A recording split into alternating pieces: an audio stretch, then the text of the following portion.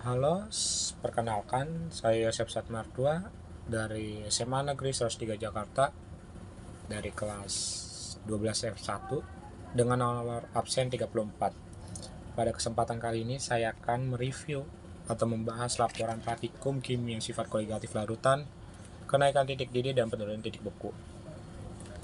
Langsung saja kita masuk ke dalam pembahasannya. Yang pertama itu bab 1 pendahuluan.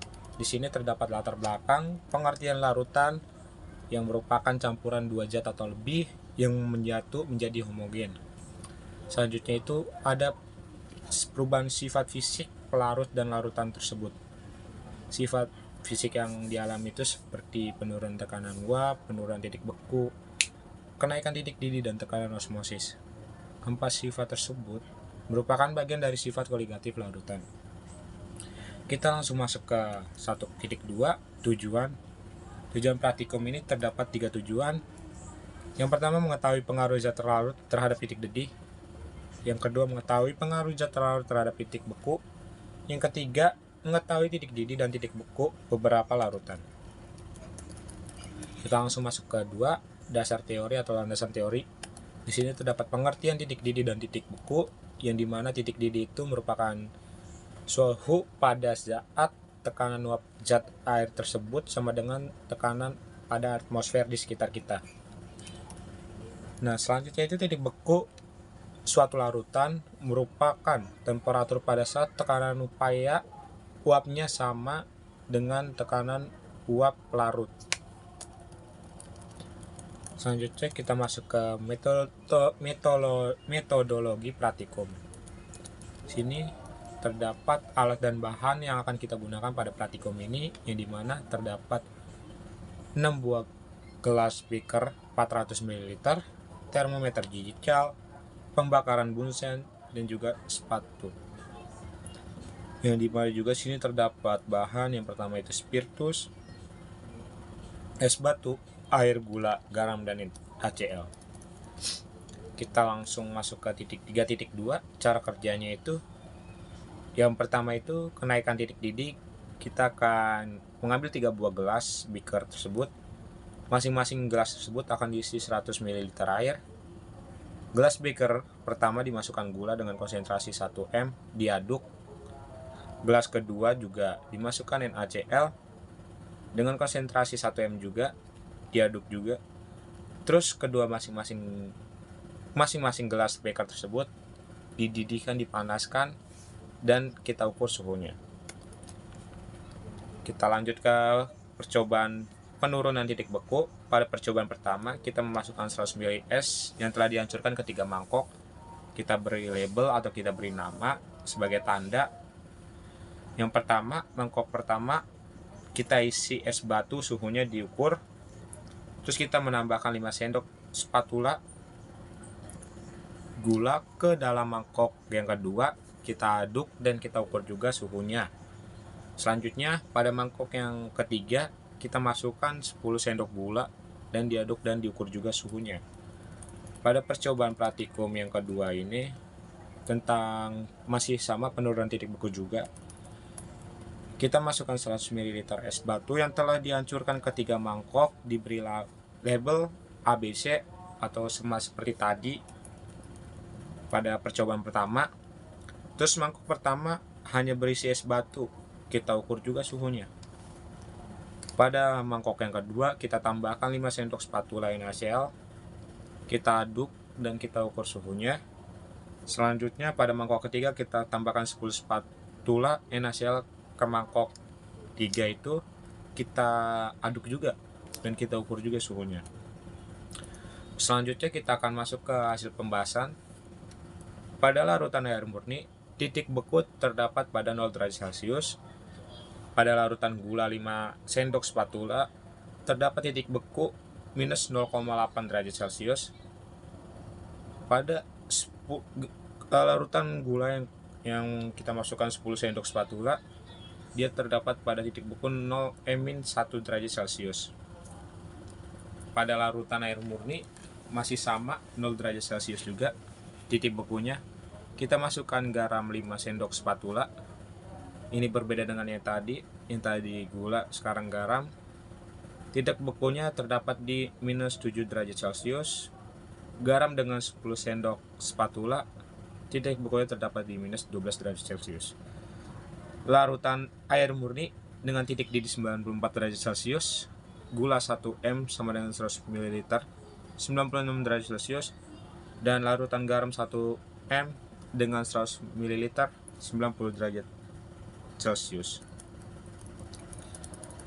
Pada praktikum ini memiliki titik didih terendah hingga tertinggi, yang dimana terdapat air murni yang terendah hingga larutan gula, lalu larutan garam yang tertinggi. Seperti yang dijelaskan, yang merupakan sifat koligatif itu ditentukan oleh jumlah partikelnya. Karena itu, untuk konsentrasi yang sama, sifat koligatif larutan elektrolit akan berbeda dengan sifat koligatif larutan non-elektrolit. Hal ini karena partikel dalam larutan elektrolit akan lebih banyak. Karena adanya partikel dalam larutan elektrolit akan lebih banyak karena adanya proses disosiasi atau ionisasi zat terlarut tersebut. Untuk konsentrasi yang sama, larutan elektrolit memiliki sifat koligatif larutan lebih besar dibanding larutan non-elektrolit. Pada praktikum kenaikan titik beku, terdapat juga urutannya dari yang tertinggi hingga ke rendah. Dari yang tertinggi itu air murni, gula, lalu yang terendah itu garam. Penurunan titik beku sebanding dengan konsentrasi zat terlarut. Bila konsentrasi zat terlarut semakin besar, maka penurunan titik beku juga semakin besar, dan sebaliknya juga. Selanjutnya, perbedaan pengukuran titik beku menurut teori dan berdasarkan pengamatan sendiri, pengamatan yang telah dilakukan oleh praktikum ini, kemungkinan disebabkan oleh proses pembukuan masing-masing larutan tidak sama, sehingga dalam pengukuran titik beku ini tidak diperbolehkan data yang akurat. Selain itu, kekurangan ketelitian juga terdapat pada praktikum ini, sehingga kemungkinan terjadinya ketidakpastian, ketidakakuratan, dan juga kesalahan dalam melakukan percobaan, seperti kesalahan-kesalahan dalam mengukur suhu, pembacaan, dan sebagainya. Selanjutnya, hitungan secara teoritis itu kenaikan titik didih. Yang pertama, M gula sama dengan gram per mr kali 1000 per volume. Seperti yang kita ketahui, itu merupakan rumus untuk mencari molal, yang dimana kita terdapat 18 gram gula per 180, itu merupakan mr-nya. Selanjutnya kita kalikan dengan 1000 per volumenya itu 100, kita mendapatkan 1 molal. Terus kita mencari delta TB gula, yang dimana di sini KB kali M rumusnya, seperti yang kita pelajari sebelumnya, dengan KB 1,86 derajat Celcius per mol dikali 1 mol, jadi menghasilkan 1,86 derajat Celcius. Sini kita juga mencari NaCl dengan rumus yang sama, dengan massa 5,85 gram, dengan MR 58,5, dengan volume 100, kita dapatkan 1 molar. Kita mencari delta TB NaCl, KB kali M kali N, kita hitung dan mendapatkan 1,04 derajat Celcius. Selanjutnya kita masuk ke bab terakhir, yaitu penutup, yang dimana sini terdapat kesimpulan. Semakin banyak waktu yang diberikan, maka semakin rendah titik beku yang dihasilkan.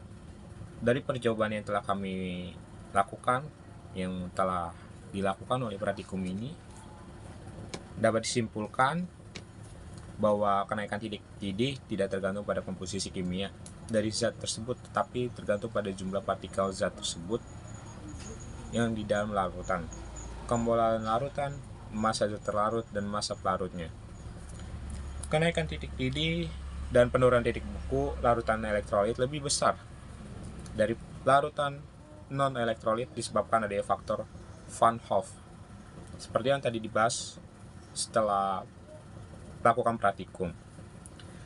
Yang ketiga, perbedaan hasil pengukuran menurut teori dan pengamatan secara langsung yang dilakukan oleh pembuat karya ilmiah ini, praktikum ini, disebabkan oleh ketidaktelitian, kesalahan dalam penggunaan alat, atau kurang dalam